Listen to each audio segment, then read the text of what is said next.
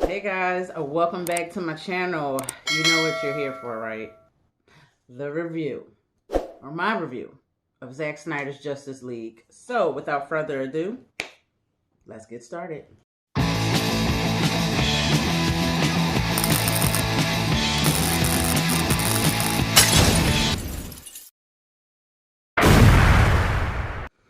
Okay, as you can see here, I'm just going to cut to the chase and get to the video. I have my kid, comic book aficionado. Don't quote her on that.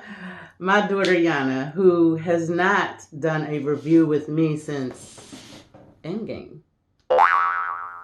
She's been promising you guys and me that she would do a review, and she's finally here. So, Zack Snyder finally gave us his magnum opus. A few years ago when the movie released, we did a review on it, and we weren't really blown away. Like, we didn't hate the movie, but it was like, So... I think all I cared about was Superman. I was like, yes. Yes. Yes. Yeah. Yeah, she likes Superman. I mean, I liked all of the characters and actors, but Superman is like OP, and it was like, yes, he's clearly... I mean, Wonder Woman should have given him a stronger fight because she's up there too, but yeah.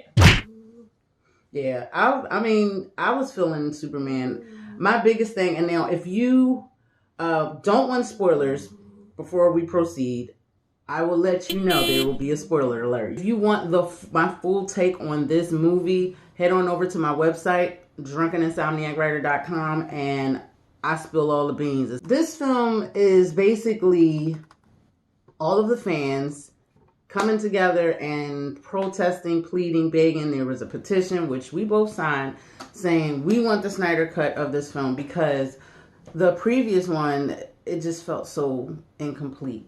Cyborg and Flash. Cyborg is pretty much the heart of this film, and Flash is a useful character in this film. Whereas in the previous, the Whedon version, they were pretty much on the sidelines in the Batman and Superman show. And that's how I pretty much felt about it. I don't even know if you can consider him Batman. Well, some scenes were a little drawn out, and I understand they just wanted to put everything and give us the ultimate director's cut of a film, but there were some things that they could have did without, like the scene where Hippolyta is shooting the arrow. I didn't think that was unnecessary. Like, to pan the arrow going. That was like 2 minutes of footage of film being used to follow an arrow. So, like, before it wasn't that long. It was like, boom. Flames. Like, how do you, like, you see what I mean? Like, do you feel? It didn't bother me. The only thing there were some Aquaman scenes that could have been cut shorter. How dare you? Well, if you look at when it was supposed to come out, Aquaman was the next in the roster. So they didn't want to flesh his character out too much because that's what the movie would do. So some of those scenes I just, like, they weren't necessary.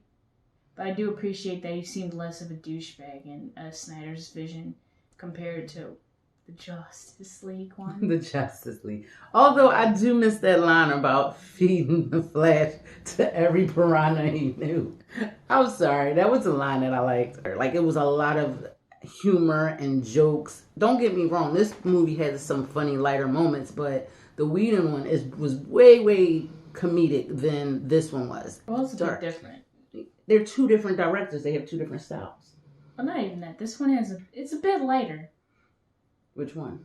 The Justice League. It's a bit lighter than Man of Steel because it's just like, oh yeah, ugh. It just worked better. Like, now it'd been one thing if Joss Whedon filmed the whole entire film instead of taking this chunk of film that Zack Snyder already did, chopping it up, taking stuff out, putting what he thought would look better or feel better, and then the studio coming in, chopping some out, taking some, saying, hey, Josh, we filmed this scene. And it just didn't work. Justice League was like a Frankenstein. The 2017 version. It was a Frankenstein. You got this big hulking monster with this jacked up brain, and now you got a monster. But all the pieces are uneven. Exactly. One arm is a little shorter. You know, it's just all jacked up. What else did you think? I was just grateful that they actually included Darkseid, Jasad, and Granny Goodness. Yes, yes. I think that was, if we were to get a sequel, which we know we're probably not, it not only set up the big bad villain, much like a lot of the MCU movies did. I think they did it better though. Oh yeah, I think so too. But they did. I think like instead of just giving us little glimpses, like you really just got like, oh, you know this. You got it. He's coming, and he's coming knocking. Holy shit, we really are gonna die! So yeah, like I liked it. Like Josh Brolin's great, but still, like they always just, it was like little slivers, little tastes. You get a little taste of Thanos, and then when he comes, you'll just know he's here. But you always felt so distant and so far away until he was just like, he's here. But like, it's kind of like you know he's like, Darkseid's coming. You don't know when, but you know when he comes, he's just gonna bulldoze everyone. This is a threat that's not only that they have to prepare for, but he's been here. We didn't get that in the previous one. We saw all the people teaming up and the Green Lantern Corps and the humans fighting with the Atlanteans and the Amazons, but we didn't really see the threat. We just see that they had to team up. Well, that's technically not Darkseid. I know, but that's Uxas or Uxas. I don't know how to pronounce his like pre-Omega name. But you still got to see them fight something in this version. Yeah. That part got cut out. That's not Darkseid. He's using a weapon. Yeah. Another scene that I personally love was Wonder Woman, obviously. Just the way that whole thing is filmed, that it shows her as more than a female with superpowers. Like, she is really kicking ass. Yeah, she's actually fighting in this movie. Yeah. She's fighting and she's killing folks. So she actually pulled a very Wonder Woman move. Exactly, which we see more of that, which is why the movie has an R rating. If you haven't seen it, she goes back to her Greek mythology origins. Pretty much. She's acting like an Amazon warrior. Emphasis on the word warrior. When we see that, it's like, okay, she ain't playing no games. Especially even at the end. I'm not going to say what she does at the end. If you have not seen it, I'm going to avoid that spoiler. But you're like. And then okay. And we got gore, a little bit of gore. We got profanity. They're trying to stop the bad guy. They're not holding punches. They ain't trying to go the moral high. They're trying to stop the bad guy by any means necessary. And again, this and not to be sounding like a critic, what I enjoyed most about the fact that this movie was released was that it was a true fan service. It wasn't a movie that threw little tidbits of comic book accuracy or lore or whatever. It actually stuck, like it allowed the fans to let their voices be heard. The fact that the film fans, comic book fans, just DC fans in general said, hey, we want this. Not to get off subject, I remember one of my favorite, more recent horror movies is Hatchet. Why? Because it's a film made by fans for fans. Now, I'm going to say this. If you did not like any of Zack Snyder's DC comic book entries in the past, you're not going to like this. But I've heard a lot of people say they actually like this out of all his films, except for the fact that it's 4 hours. Yeah. But, yeah, I've heard a lot of people actually still have, like, a lot of people, for the most part, are saying good things, unless you're just like one of those like MCU people where it's like if a superhero movie isn't the MCU, then you don't like it. Thanos is a copy. He's inspired by Darkseid, not the other way around. So all you people that don't know what the hell you talking about, stop saying, oh, this is a copy of Thanos. This is a ripoff of Marvel. It's not. Shut the hell up and go read something. Cause y'all getting on my nerves. I'm sorry. I had to. Every argument on the internet can be solved by a simple Google search. It's a lot that goes into this film that makes it beautiful. Like the vision, like the way, like the ending scene when they're on their way to wherever that Russian town was that they were going, where Steppenwolf was held up at. Even that some of the color though that Joss Whedon included because it was a bit saturated, but I still didn't mind it because I didn't mind the change. He's a very good visual storyteller, but I did wish it wasn't so saturated. But besides that, like I was just like, I looked up to and I was like, dang, that pop of red would have been nice too. Yeah. The Flash, he's more useful. Like, say what you will about the CW Flash with Grant Gustin.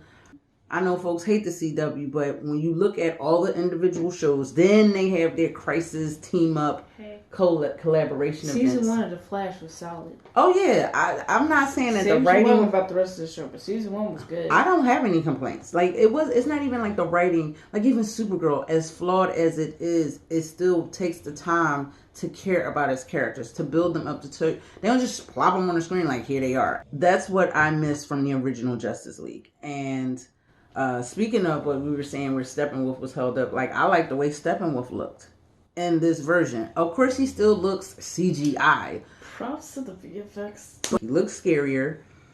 His motives were different. Like he had a clear motive of why he was doing what he was doing. You seen emotion behind those non-human eyes. So he looks much, much better. Because like the Steppenwolf in the previous one that took down the Amazon warriors and Themyscira wasn't believable. Like his voice then and now matches what we saw in the Snyder cut. Like, yeah, they fleshed him out too, gave him a motive. Yeah. Yeah, because that's Darkseid's uncle. You can imagine, like, me bossing my uncle around, and my uncle's calling me master. Well, considering he's the fact that he's the ruler of Apocalypse. Yeah. Their world. Cyborg is a much fleshed out character. They left all of his good stuff on the cutting room floor. Big ups to Ray Fisher. I see why you were mad, and I see why you were on a Twitter storm last year. I feel you, bro. I hope this justifies and just what he said, and just sheds a light on the BS that black actors get. Sorry to turn it into a race thing. Just the BS that a lot of actors get when the studio takes too much control. Anyway, guys, thank y'all so much for tuning in. If you haven't done so, go ahead on over to my merch store. The link is going to be in the description box. We were supposed to have matching shirts. I didn't get the expedited shipping. Hey, I'm wearing a DC shirt. Well, we're both doing a DC shirt, but shirt. I think you wore that one the last time we went to see Justice League, or one of them. I don't know. I was supposed to be wearing my Joker shirt for this, but yeah, days went by. But speaking of the shirt, she is a Wonder Woman shirt, and you can see this design. It was inspired by Wonder Woman 1984. Again, say what you will about this film. However, my daughter designed this shirt. She sketched it right there when the movie was on. And if you buy that shirt, mug, whatever, anything with that Wonder Woman design, proceeds go to the starving artist and college student. You will also get free shipping. All you have to do is use promo code SHIP for free. That's SHIP, SHIP, the number 4, and free. As always, a special treat to my subs. I appreciate you all. And since I didn't mention it before, make sure you like, comment, subscribe, get some jargon going. Tell me what you think about Justice League. What did you like? What didn't you like? Aside from the 4-hour thing, did you think it was a waste of time? I don't know, because people can stream stuff on Netflix for 4 hours and not move off the couch, but all of a sudden the movie is just like a problem. But you know what? There's this little button, and it has these little 2 bars. It's called pause. You can always come back to it. So for those of you complaining about the time thing, get over it. Anyway, thank y'all again so much. Be awesome, be you, but above all else, love yourself. Does that look like a heart? I tried. Wow. All right, take care.